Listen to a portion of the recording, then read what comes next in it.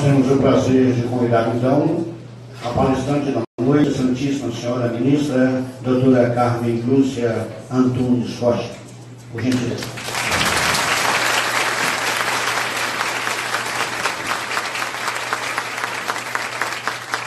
Boa noite a todos. Que sejam as minhas primeiras palavras, professora Carolina, de agradecimento pelo convite que me foi feito, para que tivesse a oportunidade de estar aqui. E quando começaram a compor a mesa, eu achei que pela primeira vez na vida eu ia ver uma mesa de direção com a presença das autoridades da comunidade jurídica só de mulheres. Mas então viemos exatamente com a composição dos professores para demonstrar que juntos, homens e mulheres, somos muito mais, com respeito à dignidade e à garantia de igualdade de todos. E por isso mesmo, mais uma vez, também me sinto muito confortável em estar diante de um quadro no qual se mostra que as mudanças se processam até mesmo constitucionalmente, a partir de uma Constituição, que é o motivo de estarmos aqui hoje para esta conversa, que é tida como aula inaugural do curso. Cumprimento todos os professores presentes. Acho que esta é a profissão talvez mais importante que se tem no Brasil de uma forma muito especial. Por isso me sinto realmente muito honrada de poder estar com os senhores aqui hoje. Queria que as observações que tenho a fazer se fizessem 3 itens, passando direto ao assunto que me foi posto. Democracia e Constituição, Constituição e Poder, e falar então do papel do Poder Judiciário, uma vez que fala-se hoje em politização da política e judicialização da política e politização do judiciário. Então, queria partir desses pontos para chegar às observações que tenho a fazer. Acho que alguns, como a doutora Perla, que foi minha aluna, em grande parte já vão ter comigo a repetição de alguns conceitos que tem sobre democracia e Constituição. Mas, de toda sorte, essa é a realidade que nós vivemos no Estado de Direito. Por isso aqui, queria fazer as observações nesses 3 itens, e começo pelo primeiro deles, que é democracia e Constituição. Nós não estaríamos aqui hoje se não fosse estarmos vivendo numa sociedade democrática. E digo isso, mesmo tendo sido, quando estudante de Direito, a essa altura da minha vida, quase outra encarnação, porque há tanto tempo que eu comecei a ser estudante, que não se para de ser estudante de Direito, a gente só começa, não tem fim. Mas, quando eu comecei, a primeira conferência que eu assisti foi exatamente de um ministro do Supremo Tribunal Federal, então o ministro Ademar Pagueiro. E o tema da conferência foi a morosidade do Poder Judiciário. Mais de 40 anos depois, este assunto continua. Não continua porque não mudou o quadro da sociedade, nem mudou o quadro do direito. Bem o contrário.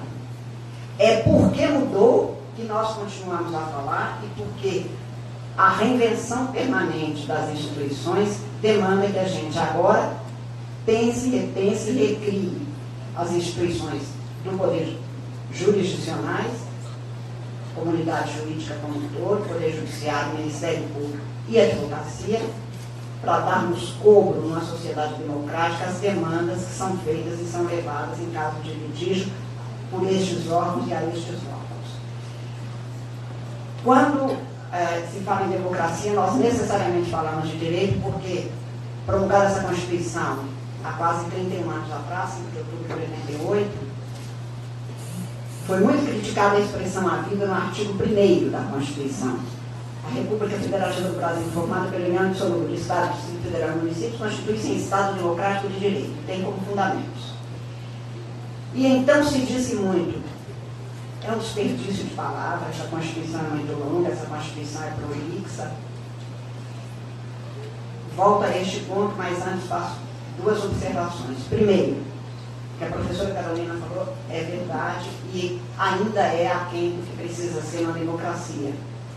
Só, basicamente, membros da comunidade jurídica, até 86, no Brasil falavam de Constituição. Digo até 86, porque houve uma grande mudança no Brasil quando determinado seria feita uma nova Constituição do Brasil, com que começou no início da década de 80, sendo um reclamo da sociedade, que era ter o que o Tancredo Neves levou na sua campanha como rótulo, Nova República, e era rótulo. Já tinha sido aproveitado 2 anos antes na Argentina pelo Alfonsín, Nova República. Mas representava que nós não queríamos um Estado autoritário, um Estado ditatorial, nós queríamos a democracia e queríamos um direito feito por nós e no qual a ideia de justiça fosse ditada por nós, cidadãos brasileiros. E isso demandava uma nova Constituição. Morto Tancredo, o então presidente Sarney honrou o compromisso de convocar a Assembleia Nacional Constituinte, que não foi o que nós queríamos naquela ocasião, uma Assembleia Nacional exclusiva, mas foi um congresso que fez uma nova Constituição para o Brasil. Portanto, nas eleições de 1986, o Brasil inteiro falou de Constituinte. Não foi só a comunidade jurídica. E isso era algo inédito na história do Brasil, e isso mudou muito a história do Brasil. Não é a melhor história do mundo, ninguém tem a melhor história do mundo, a nossa é cheia de percalços, mas quando eu era estudante, até nos primeiros anos em que fui professora, Constituição era um documento que nós, estudantes de Direito, comprávamos na única livraria que tinha em Belo Horizonte, jurídica, que se chamava Livraria Minas Gerais. Ninguém mais sabia o que era a Constituição. Não adiantava perguntar para um engenheiro que ele não entendia muito bem. Se fosse falar do decreto do Banco Central, todo mundo sabia o que era. No Brasil se conhecia muito mais o Código Civil como lei fundamental do que a Constituição. Há razões para isso. No mundo inteiro, e todo estudante de direito aprende isso no segundo ano, no segundo período, tem-se um grupo de pessoas que se organiza politicamente e resolve que não quer mais ser parte de um Estado nacional. Porque a ideia de justiça que ele quer fazer prosperar e concretizar para ele, que é diferente para cada povo, tem que se conter na organização que ele quer. Então, este povo, o estudante de direito aprende, se constitui politicamente num Estado soberano e demarca o território no qual vai fazer prevalecer a sua ideia de justiça. É isso que é um Estado nacional. Então, no mundo inteiro, na história em geral, se tem um povo identificado, um grupo de pessoas, que dominam determinado território e, para se constituir em Estado soberano e fazer o seu direito e exercer o seu poder, faz a sua lei que dá os fundamentos dessa forma de convivência política, na polis, na praça de todos. Ou seja, você tem um povo, um território e depois a ideia de formar um Estado, e para isso se faz uma Constituição. No Brasil, a história é inversa. Convocou-se uma Constituinte pelos portugueses que eram quem dominava o Brasil, antes de ter Estado Nacional. O direito no Brasil veio antes do povo. Isso é só uma explicação histórica, nada mais que isso, porque a essa altura da minha vida eu sei que Freud explica, mas não dá jeito. É melhor a gente tomar jeito na vida e cuidar da vida. Por isso, nós tivemos um direito, continuamos tendo em grande parte, vemos isso quase sempre. Ainda hoje numa democracia, somos surpreendidos com leis feitas na madrugada pelos parlamentos, nacional, estadual ou municipal, em que, quando a gente acorda, já tem uma lei nova. Era assim com a Constituição. A primeira Constituição foi outorgada, a de 37 foi outorgada, a de 67 foi outorgada, a emenda número 1 nem nome de Constituição tinha e foi outorgada numa madrugada. Então, a promulgação de uma Constituição, depois de um processo constituinte, como foi 86, 87, 87, 88, 86 foi a eleição, em que todo mundo conversava, combinava, ia a Brasília. Eu fui como procurador do Estado, posto à disposição com um grupo de procuradores para ajudar nas pesquisas, enfim, nos trabalhos. E eu me assentei na livraria da Câmara dos Deputados, na mesma mesa que estava um grupo de indígenas com a sua etnia, com a sua identidade, trabalhando. O que significa que o Brasil estava presente. se diz. Teve muito lobby, teve mesmo. Teve lobby de dono da escola e lobby do estudante. Teve lobby do sem terra e teve lobby do dono da terra. Teve lobby no sentido de pressões de uma sociedade muito desigual como é a nossa, muito plural como é a nossa. Isso fez com que as pessoas soubessem falar assim, de Constituição. Pode não saber o que é. Por que eu digo que mudou? Há uns tantos e quantos anos atrás, saindo da Faculdade de Direito da PUC, da qual eu sou professora, e um ano com a Constituição, ou na bolsa, ou enfim, na mão, porque eu vivo da Constituição. No meu caso, a minha profissão é essa. Eu era advogada na área de Direito Constitucional, eu sou professora de Direito Constitucional e depois fui ser juíza constitucional. Então eu ando com a Constituição permanentemente. E saindo da faculdade, eu parei numa feirinha na rua e deixei no banco, estava no banco do passageiro, um exemplar da Constituição. E, enquanto eu pegava lá o que eu ia comprar, passou um menino e pegou o que estava no banco do carro, distribuiu a Constituição, saiu correndo e eu saí correndo atrás, porque a minha Constituição é toda escrita. Então, o problema não era nem a Constituição, tem não sei quantos anos. O problema é que as minhas tem que queimar depois, porque eu escrevo, comento, enfim. E eu corri atrás, o verdureiro também gentilmente correu atrás, e o menino lá, que deu, correu no final da esquina lá, ele olhou para nós e mostrou, e ó, como que é, porque você não pega mais. Falei, aproveita e leia. E o verdureiro me deixou, falei, meu livrinho, ele falou, foi a senhora mesma que escreveu? Não, senhor, não foi não, mas eu acho que todo mundo devia ler, mesmo não sendo eu a autora. E depois eu cansei de comentar, gente, o Brasil melhorou muito. Antigamente, quando eu era estudante, se eu deixasse uma Constituição no carro, chegava lá, era perigoso ter 3 depois na hora de chegar. Agora furtam. Olha que beleza. Mudou. Melhorou. As pessoas falam de Constituição. Podem não saber o que é, muito bem, mas chegou um período no Brasil em que as pessoas falam de direitos constitucionais que nem existem. Mas, pouco tempo, esbarrou no retrovisor do meu carro, falei, moço, o dona não reclama, não tem um direito constitucional. Exatamente. E eu fico vendo, e nem falo pelos advogados, porque eu fui advogada há 30 anos, se Deus quiser voltarei a ser advogada, e advogado tem a obrigação de pedir para o juiz dizer até que a rua é quadrada, se isso for aproveitar o cliente dele. Está certo. Olha, de vez em quando me aparecem com cada direito que eu falo, de onde tirar? E aí um dia eu brinquei com, ser juiz é difícil, mas ser advogado, agora que eu estou lembrando, também não é fácil, né? Porque vocês pedem direitos constitucionais inexistentes, principalmente a gente dá ideia, né? Quem sabe, uma hora. Então, as pessoas falam de Constituição, não é só a comunidade jurídica. E por uma razão muito simples, não é só aqui, em todo Estado democrático. É que pode-se viver 100 anos sem passar perto, aliás, convém, não passar perto, por exemplo, do Código Penal. Não é uma boa companhia. Se a pessoa nascer e viver 1 minuto, ou até aquele que não, o feto que no parto não nasceu vivo, não pode passar sem a Constituição. Porque é nela que está o princípio mais importante do direito contemporâneo.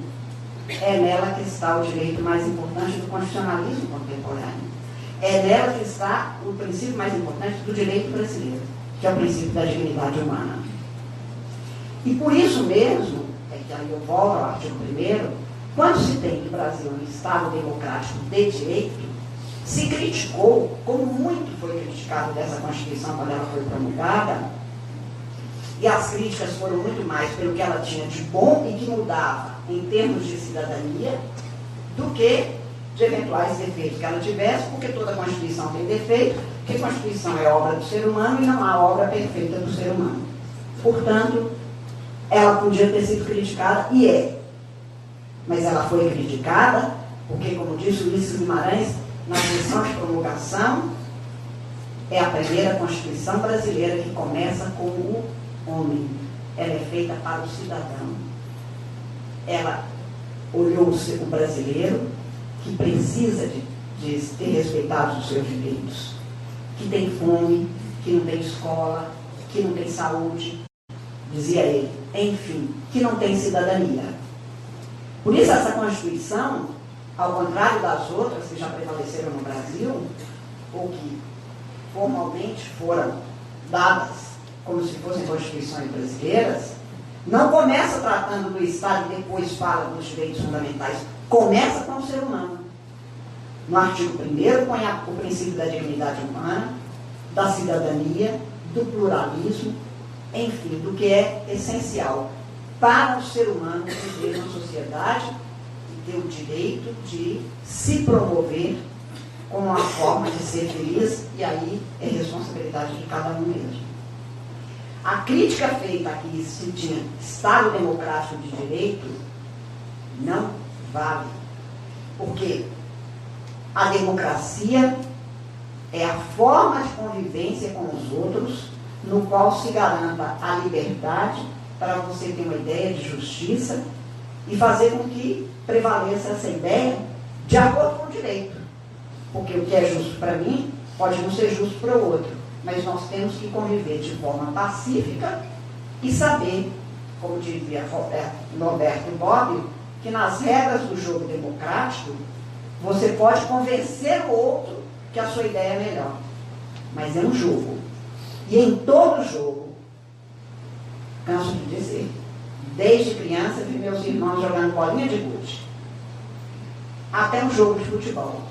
Você quer vencer o adversário, você não quer matar o adversário, porque aí acaba o jogo, aí não tem mais democracia. O jogo democrático é isso. Mas como é que eu faço prevalecer a minha ideia segundo as regras do jogo? Quais são as regras do jogo? O direito. O direito exerce este papel na sociedade. Seu irmão, seu vizinho, seu pai, seu marido, pode pensar o oposto e tem o direito de pensar. Mas na convivência ele tem de respeitar o seu pensamento, e a experiência humana se faz segundo normas, protocolos, e no caso do Estado, de uma sociedade estatal, normas de direito. Não é cada um fazer o que quer. Isso é a acracia, a ausência de governo, a ausência de normas, vira, como eu tenho dito, um faroeste. E aí é o mais forte mesmo que prevalece. Isso para dizer, portanto, primeiro que democracia é uma forma de vida. Não é só um regime político. Vocês cansam de ouvir as pessoas dizendo, meu chefe é muito autoritário. Já o outro me diz, pois o meu é super democrata. Para dizer que, enquanto um discute, enquanto um está aberto ao diálogo, o outro impõe a sua regra sem discutir. Mas se democraticamente se impõe uma regra, democraticamente ela tem que ser cumprida. Você pode tentar convencer os outros para mudar. E se muda? O direito é vivo. O direito é mutante. Porque senão ele esclerosa, senão ele não serve mais. E isso a gente faz no dia a dia. Eu canso de dizer assim, a minha bisavó usava uma roupa que não era válida para minha avó. Que usava um modelo de roupa que não era a que minha mãe usava. Que não é a que eu uso. E os meus sobrinhos me acham super careta. Porque o modelo deles é outro. Só por isso. Se nem a roupa não serve de uma geração para outra, por que a ideia de justiça serviria? Então, o direito é vivo. O direito não pode ser descumprido.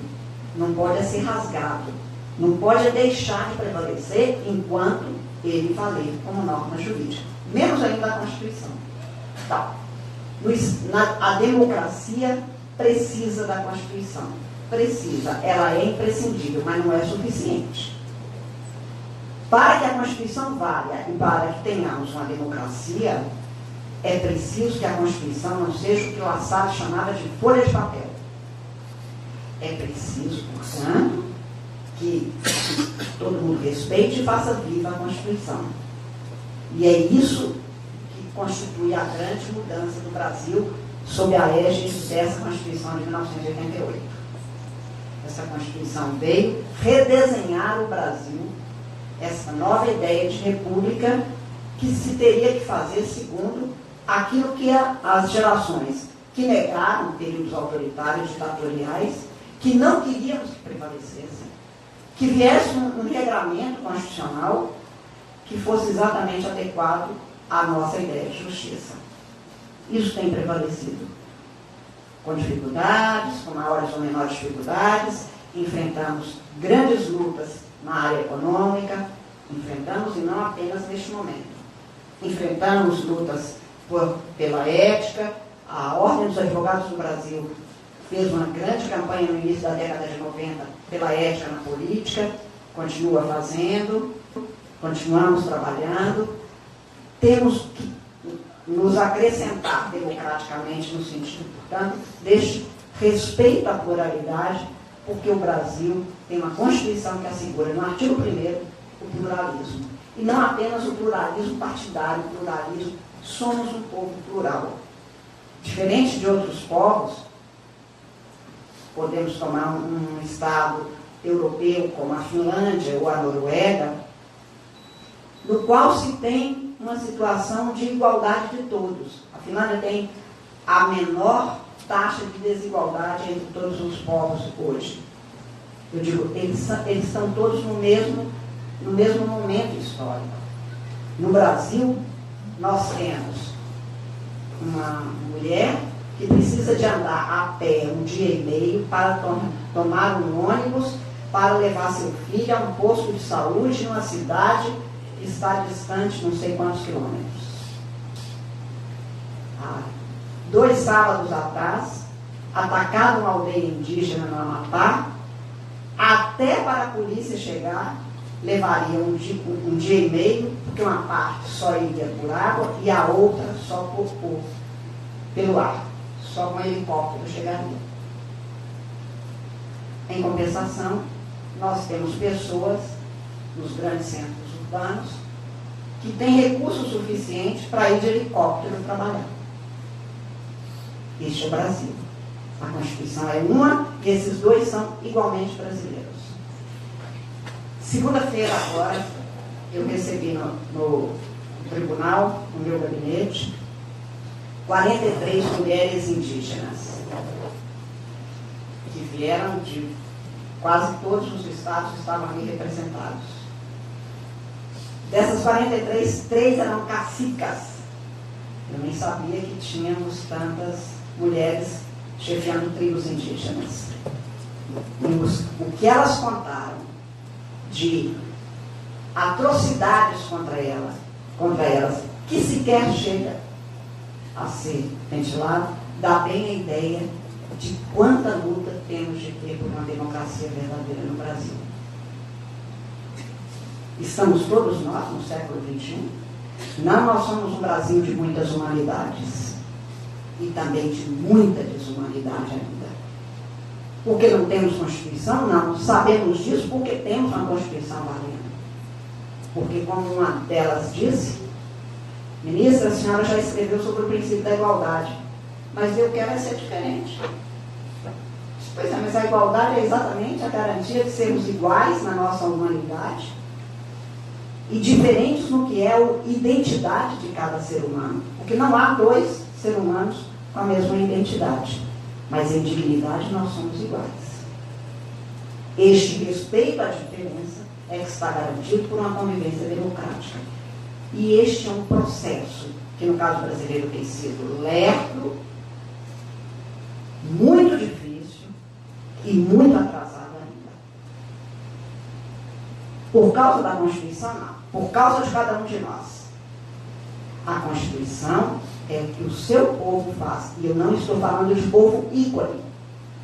Aquele povo que a gente fala na teoria. Estou falando de todos nós aqui de carne e osso que temos nossa responsabilidade pelo país que nós somos, pelo país que nós temos, pelo país que nós vivemos. Temos uma Constituição que, se não for uma folha de papel, e para não ser, é preciso que a atuação de cada um de nós seja responsável e comprometida com o outro. Este é o papel exatamente de uma Constituição e essa é a grande mudança processada desde a sua promulgação. Trata ela de direitos fundamentais, garante os direitos fundamentais, mas é preciso que tenha a atuação de cada brasileiro para que isso valha para todos os brasileiros e até para os não brasileiros. Essa Constituição estruturou os poderes do Estado, como toda Constituição. Ela dá os fundamentos e o modelo de Estado, o desenho de Estado, está traçado aqui. E estabeleceu os poderes políticos, executivo e legislativo e o poder judiciário. A política é essencial para uma convivência na humanidade. A política é essencial para a democracia. Eu não demonizo a política, eu acho que este é um equívoco que está se passando cada vez mais, inclusive no Brasil, em várias ocasiões, com repercussões muito graves. A política é exatamente a capacidade que nós temos de vivermos numa comunidade e trabalharmos para formar essa comunidade segundo os nossos valores, segundo os nossos objetivos. Os objetivos da República Federativa do Brasil estão expressos na Constituição, no artigo 3º.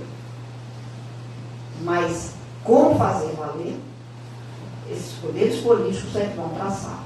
O artigo 3º da Constituição é taxativo. São objetivos fundamentais da República Federativa do Brasil. Formar uma sociedade livre, justa e solidária. E como é que a gente faz isso na prática? Erradicar as desigualdades sociais e regionais.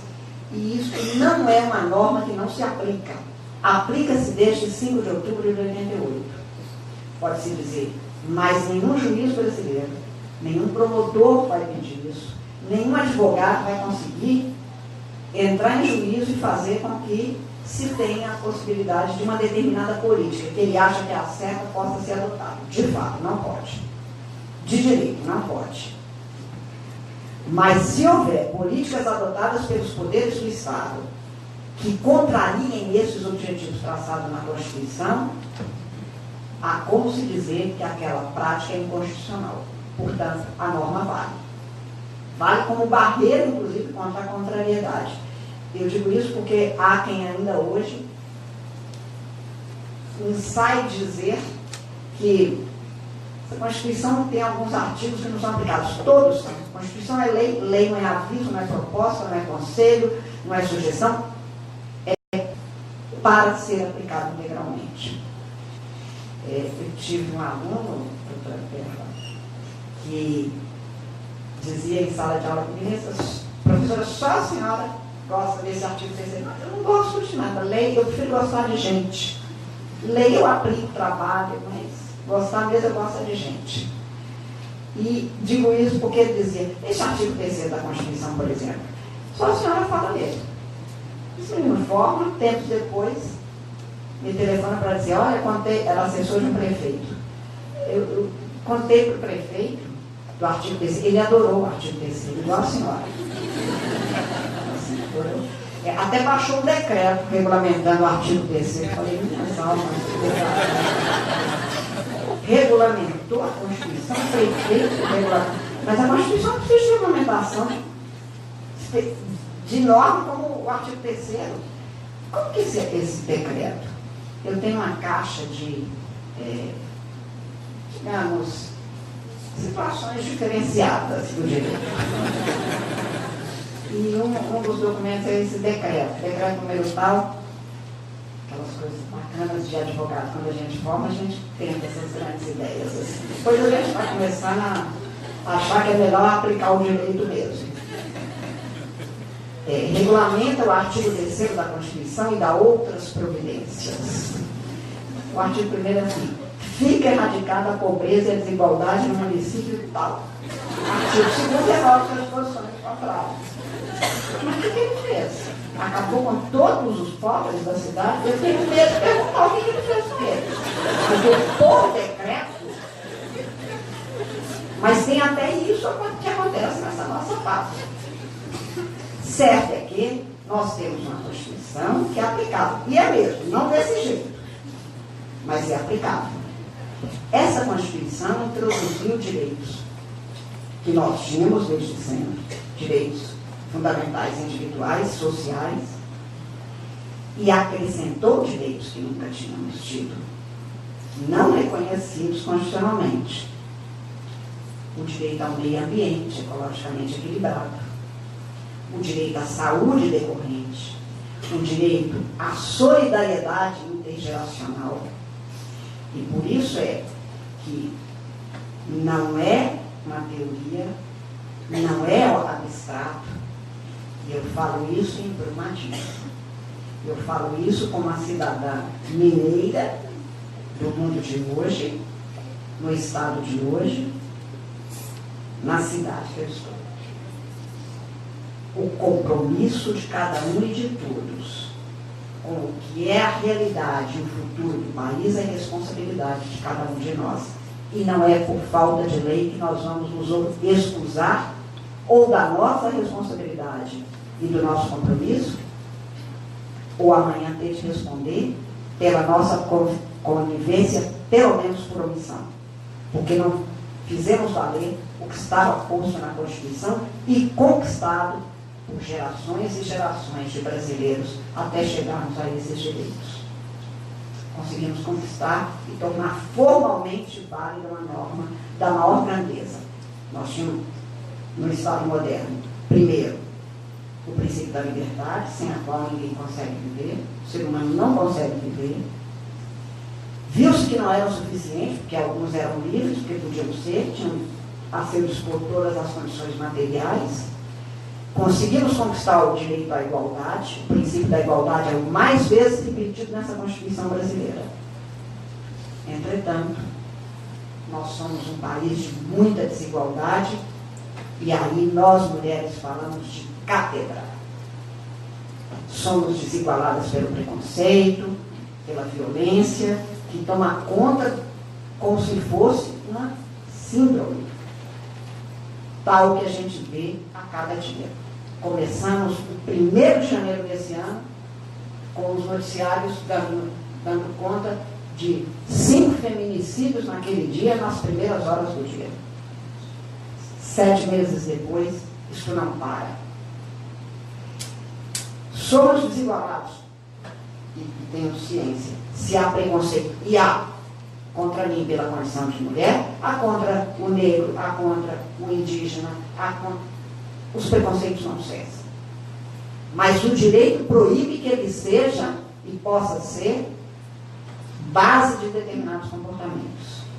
E a Constituição nos dá as condições para isso, porque é um direito constitucionalmente tido como fundamental. Isso também não era suficiente, e o direito, então, formulou o princípio da solidariedade como tendo de ser jurídico. Cuida-se do outro, não porque se quer, mas porque é dever humano. Essa Constituição abrigou também o princípio da solidariedade. No caso da Previdência, no caso do meio ambiente, no caso da saúde. Temos, portanto, a Constituição que nos garante a convivência democrática e com condições não de reformar o Brasil, porque já passamos da fase.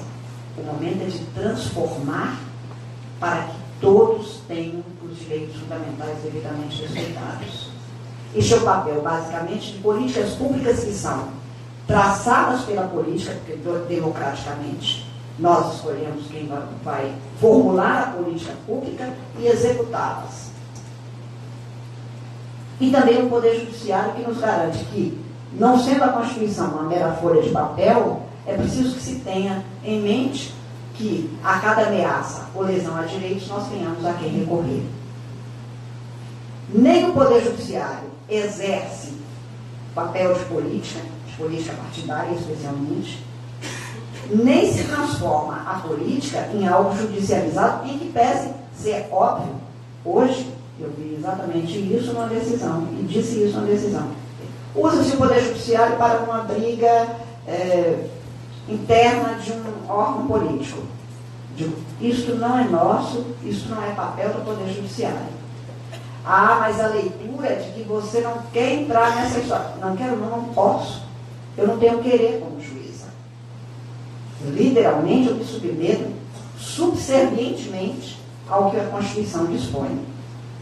A leitura é só a história que vai fazer muitas vezes. Mas juiz não tem querer, tem dever. Porque pior que seja, por mais duro que seja, por mais difícil que seja, tem dever. Circunscreve-se ao que diz a Constituição. Circunscreve-se ao que diz a lei. Dizia a vocês que a primeira conferência que eu assisti foi do ministro Aguiomar Balieiro, no ano do meu vestibular, sobre a morosidade do direito. Segunda-feira eu respondi a uma das índias me perguntando: por que para nós é tão demorado o Poder Judiciário? Eu disse: porque são hoje, e já baixamos muito o acerto do Poder Judiciário, 80 milhões de processos aproximadamente em tramitação. Pensem vocês que cada processo tem pelo menos duas partes. Digo pelo menos que é os processos coletivos, mas que são minoria. Não, eu tenho 160 milhões de pessoas em juízo. Nós somos 209 milhões de habitantes. Somos 18 mil juízes. Aliás, só temos 18 mil cargos de juiz no Brasil. Temos hoje 23,42% desses cargos vagos. Porque o Poder Judiciário estourou em alguns estados o seu limite de gastos, porque concursos se expiraram, porque temos, portanto, 23% de cargos vagos. Minas Gerais tem quase 100 comarcas vagas. É o estado que tem o maior número de comarcas, e temos isso. Fácil de resolver? Não de jeito nenhum. E dizia ainda há pouco, como lembrou bem a professora Carolina, que eu ainda acredito que a presença física do juiz é imprescindível. Ah, mas hoje nós temos processo eletrônico. Temos mesmo. Mas eu sou de uma cidade do interior, norte de Minas. Eu sei o que é uma cidade sem juiz durante 9 anos, às vezes sem um promotor e sem número de policiais suficientes. Não é fácil. De jeito nenhum. Não é fácil a convivência, porque a estrutura da nossa experiência está traçada por estes poderes. Se diz, mas o Poder Judiciário não faz o que é essencial em determinado momento, em compensação, o Supremo Tribunal entra em assuntos que não são deles. Primeiro, o Supremo não entra. O Supremo, como qualquer órgão do Poder Judiciário, é convocado, porque juiz não age de ofício. O juiz só age quando é convocado a agir, e mesmo assim, como eu digo, se puder agir. Estou dizendo de uma decisão que tomei hoje. Isso aqui, a Procuradora-Geral da República diz que não tem nada que a senhora não pode fazer. Eu homologo o pedido do Ministério Público. Dizem que não tem nada e que isso aqui é problema a ser resolvido na área política. Ponto. Segundo, por quê? Quando há uma política determinada pelo Poder Judiciário, pela Constituição, por exemplo, não se deixa uma pessoa morrer na porta de um hospital, isso é crime, comissão de socorro, e o Estado tem que dar o remédio que é necessário. O promotor ou o defensor público, promotor quando for coletivo, o defensor público quando for individualizado, vai ao juiz dizer: o fulano vai morrer essa noite se não tomar esse remédio. Eu tenho a reclamação de 27 governadores. O Judiciário está se metendo na área de saúde, não está se metendo. O Ministério Público vem dizer que é imprescindível que se tome, que o prefeito, ou governador, ou presidente tome determinada providência. O juiz vai avaliar exatamente em face da Constituição se existe ou não o que o promotor está dizendo que é obrigação. Se for, nós precisamos de ver como é que se resolve isso. É exatamente isso que faz com que se atribua ao Poder Judiciário uma atuação ou um ativismo, como se diz, para além do jurídico. É preciso, então, que a gente volte ao ponto de partida meu aqui. Está na Constituição? A mãe que vai pedir uma escola para o seu filho está se excedendo em direitos? O juiz que defere esse pedido está excedendo ou sendo ativista? Ou está sendo o que a Constituição determinou que o juiz seja? Alguém que garante a Constituição para que ela não seja uma folha de papel? eu não tenho nenhuma dúvida que com os direitos sociais, verdadeiramente a percepção que fica para a sociedade é que a atuação do Poder Judiciário vai além do que era o Poder Judiciário tradicional, em que ele apenas dizia não. Hoje ele diz sim para o Ministério Público, um Ministério Público recriado, reinventado nessa Constituição, em benefício da sociedade brasileira. Essa é uma das instituições mais importantes que nós temos, porque nós temos defensores públicos e ainda não temos em número suficiente, como deveríamos ter, para que todo mundo tenha direito a ter o seu direito resguardado. É o direito de ter direitos. É isso que a Constituição assegura. É isso que é uma convivência democrática. Não pode ter um Estado no qual alguém tenha tanto direito que possa contratar tantos e quantos defensores e advogados queira, e outro não possa sequer ter acesso ao mínimo porque não teria acesso a um advogado. E o direito é técnico. Exatamente por isso é que nós temos um Poder Judiciário que tem uma atuação diferenciada que faz com que se atribua a ele essa situação de ativista. Eu acho que quanto mais o cidadão brasileiro fizer valer os seus direitos, e nós já temos outras formas de fazer valer o direito em caso de conflito, a mediação, a conciliação. Hoje nós temos plataformas novas, como se tem no Conselho Nacional de Justiça, até na administração pública. Nas semanas de conciliação, o conciliar é legal, nós temos um número enorme de situações que são resolvidas. E se diz, é gente demais em conflito. Não, a conflituosidade é até da vida. Ela tem que saber ser resolvida para pacificar a sociedade. Mas há uma grande e ótima mudança que eu sempre lembro, que eu sempre atribuo.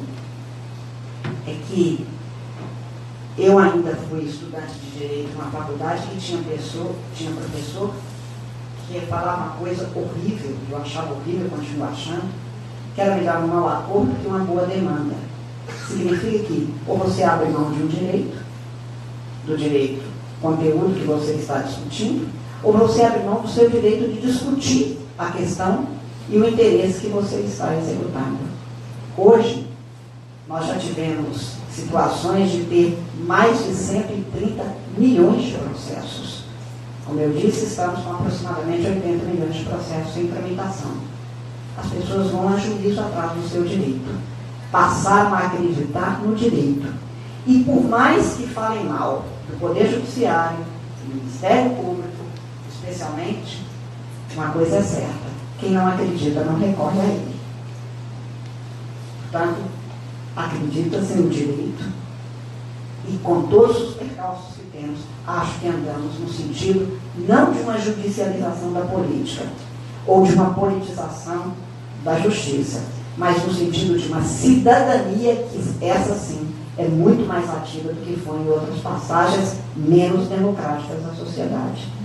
O caminho, claro, é sempre de fazer com que o direito prevaleça sem conflitos, mas como um instrumento necessário para a prevalência da ideia de justiça sem conflitos.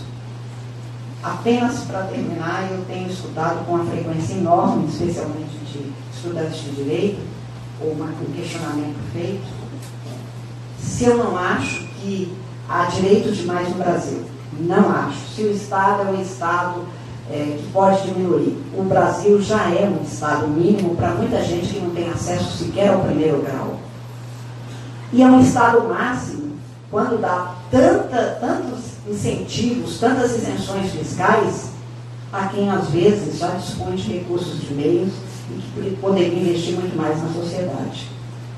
A ideia que me fica sempre é de que a construção da democracia brasileira, formalmente posta na Constituição, institucionalmente acolhida pela Constituição, depende mais e mais e sempre de uma cidadania que possa ser brasileira para todos os brasileiros. Ou seja, que a gente deixe de ser egoísta e pensar só em si e construa esta cidadania, porque eu sempre acho que estamos no mesmo barco. Se der certo, vamos chegar a um ótimo lugar. Se der errado, afundamos todos juntos. nós temos instrumental jurídico suficiente para vivermos uma democracia efetiva e eficaz para nós e para os que vierem depois de nós. E por isso mesmo eu acredito na Constituição. Sei que não é um período fácil, não sei se algum período da história foi fácil, porque quando eu vejo tantas reclamações no Brasil, e claro, o momento é um momento difícil, economicamente, socialmente, politicamente, eu fico lembrando que no final do período da Segunda Guerra Mundial, Carlos Drummond de Andrade escreveu um poema, Nosso Tempo. E ele dizia: este é um tempo de partido, tempo de homens partidos. Os homens pedem carne, sapatos, fogo. As leis não bastam, os lírios não nascem das leis. E ele dizia: meu nome é tumulto e escreve-se na pedra. Então, a gente sempre acha que o momento que a gente está vivendo é o maior tumulto da humanidade. Entretanto, quem viveu na década de 30 ou de 40, com os horrores da Segunda Guerra Mundial, quem viveu os tumultuados anos 50 no Brasil, tivemos um ano que nós tivemos 4 presidentes da República. Quem viveu a década de 60, presidente ficando 6 meses, substituído por outro, mudança constitucional para introduzir um parlamentarismo que era só uma ficção, e depois vem 64, e depois vem Constituição, carta outorgada, e depois vem uma outra que não tem nem nome de Constituição. Não deve ter sido fácil. Eu fui estudante de Direito na década de 70, e nós brigávamos para ter direito de eleger nossos representantes no DEA. No início nem pensávamos que não tínhamos direito de eleger o prefeito de Belo Horizonte, nem o governador do estado, nem o presidente da República. Teve um tempo fácil? Não teve tempo fácil. Mas não teve tempo ruim para que a minha geração continuasse acreditando no Brasil e soubesse que esperança não é uma expectativa vã.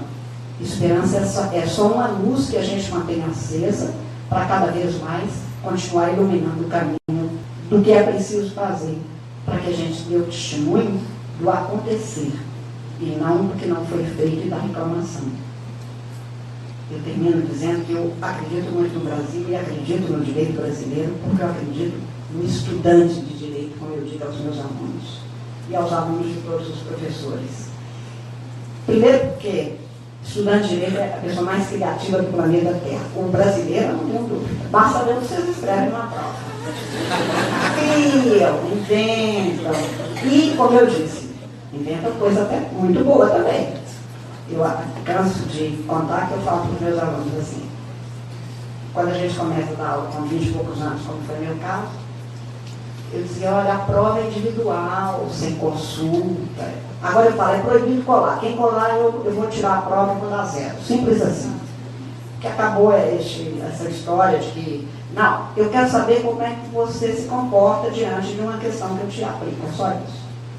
Claro que, mais ou menos como um homem, não é? A gente fala assim: não pode trair. Vai trair. Mas não me deixe saber. Eu também é animal, né? Então, é o aluno, corre, mas me deixa saber. E eu canso de dizer assim: ele não escuta direito, com a criatividade do estudante, ele responde o que ele quer. Então, algumas décadas atrás, eu perguntei sobre o princípio da separação de poderes e tudo mais. E aí o aluno meio que... os poderes no Brasil são muito complicados. E alguém soprou para ele alguma coisa que eu não sabia muito bem.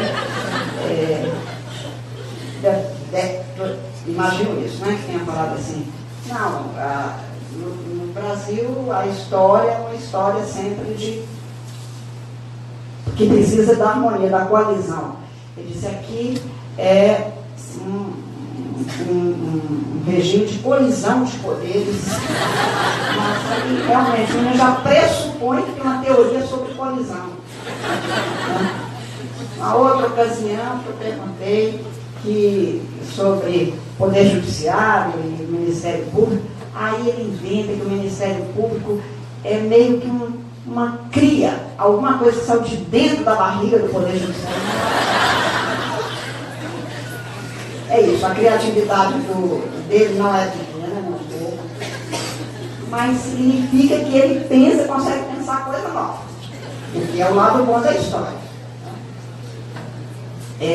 Para dizer que é desta capacidade de continuar iluminando coisas novas que nós vamos ter, provavelmente, a concretização a duras penas, porque não é um caminho fácil dessa Constituição. Mas eu sempre me lembro, quando estudantes, principalmente os meus alunos, perguntam, é que a gente faz sozinho, eu digo assim, eu tento acreditar no Brasil. Primeiro, eu sou do norte de Minas, que é uma região muito pobre, muito difícil, uma região que não tem privilégios de jeito nenhum, continua não tendo, não privilégio no sentido de algo que é dado de graça, mas sequer daquilo que é direito de cada cidadão. E dessa região saiu Betinho, que é um brasileiro que honra a humanidade. Ficou caiúva, que teve uma infância difícil, porque teve tuberculose numa época que não tinha cura para a tuberculose, que depois, estudante de sociologia, foi exilado, porque tinha suas próprias ideias e lutava pela democracia no Brasil, que quando volta sendo hemofílico, contrai o HIV e, por isso mesmo, o vírus da AIDS, e pesando 40 quilos, aquele homem sozinho dizia, todo mundo tem direito a não sentir a dor da fome. E começou a ação da cidadania contra a fome. E num texto ele diz que, quando ele começou a estudar sociologia e pensar o Brasil, ele todo dia, com as fragilidades que ele tinha fisicamente, que ele começava rezando Pai Nosso que estais no céu. Ele dizia, porque eu tinha fome de divindade, para ver se Deus me ajudava a ter força. E depois de conhecer o Brasil, e depois de saber qual era a responsabilidade dele, que ele começava o dia rezando pão nosso de cada dia, porque ele tinha fome de humanidade. Eu acho que nós, no direito, temos o dever de ter fome de humanidade e de justiça, e de fazer da saciedade dessa fome o pão na mão, na mesa da justiça para cada brasileiro. Esse é o nosso compromisso. Muito obrigada.